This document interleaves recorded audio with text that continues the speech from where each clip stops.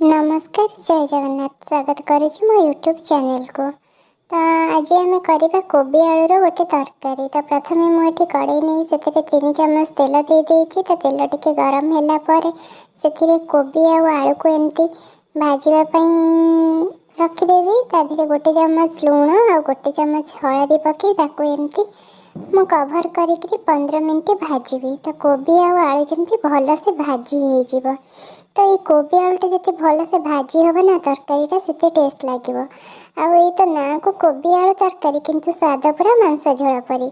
तो ये नहीं मु मसला पियाज अदा रसुण एतक मु बाटी आउ कि रखी मसला किसी कटा पियाज टमाटो आउ अदा रसुण पियाजर बटा। ये नहीं मो 2टा तेजपत्र लुण हलदी गरम मसला काश्मीरी चिल्ली तापर धनिया गुंड जीरा गुंड सबुठ मेन मसला है मीट मसला जोटा कि पूरा टेस्ट दब मांस झोल परी। तो मुझे कौन करना कोबी आलू को काढ़ी भाजी सारे काढ़ीदेली से कड़े आउ 2 चम्मच तेल दे टिके चीनी देली। चीनीटा ये जे कि तरकारीटा टेस्टा बालांस कर बहुत भल लगे। तो चीनी पकई टे गोल सारापर से देली कटा पियाज आउ 2टा तेजपत्र तापर बाटिक रखिदा अदा रसुण पेस्ट ताकू पकईदेली। तो ताकू पकईकरी भलसे भाजला पर जितक मसला मु सब रखी ताकू एका संगे पकईकरी ही सब भाजी देली। तो कहा मत क्या पकड़ापी माड़नी मुझे भी तरकारी करी एमती सब मसला एका संगे पकई दिए। तो एमती थे सब मसला एका संगे पकईकी तरकारी करी देखंतु केमती लगुच मत कमेंट निश्चिंत जनइबे।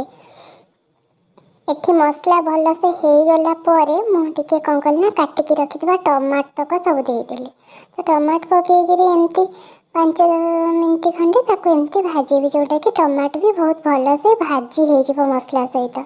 तो लगिज बोली मो मझे मझे टे पानी देकी एमती मसलाटा को भाजु थाए। तो ये मसला पूरा भल से हो गलानी। तो ये कौन करवा ना भाजिकी रखिथा कोबी आलू को से पकईकरी भाजवा। तो जमती कोबी आलू भितर सबूतक मसला जमती पशिज। कोबी आलू भी आमर आगु भाजी तो सीझी जाइए आउ टे एमती घोड़ेकरी मसला सहित भाजिले ताधे सब मसला पशिज आ खाइबापी भी बहुत भल लगे। तो ये मोर कोबी आलू भजा भजी हो गला। तो ये कौन करवा ना पानी देदबा आमर जी झोल दरकार आम सेमती पानी देकी ताकू एमती 10 मिनट घोड़े छाड़ीदबा। तो 10 मिनट पर देखंतु ये केमती तरकारी पूरा फुटिकी पूरा रेडी हो आसला। तो ये कौन करवा ना गैस बंद करके ताधे देदबा धनिया पत्र। तो धनिया पत्र पकईकरी ताकू 5 मिनिट एमती घोड़ेदबा कारण धनिया पत्र बास्नाटा ता भीतर ही रही कोबी आलू भितर धनिया पत्र रही बास्नाटा।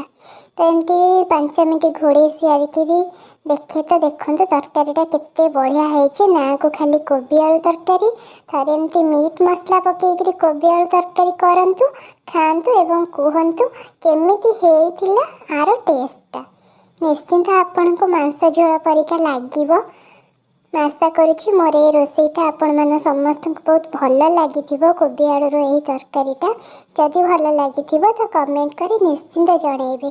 पूरा सिंपल तरीका मु बनई किसी भी देनी आड़ू साड़ू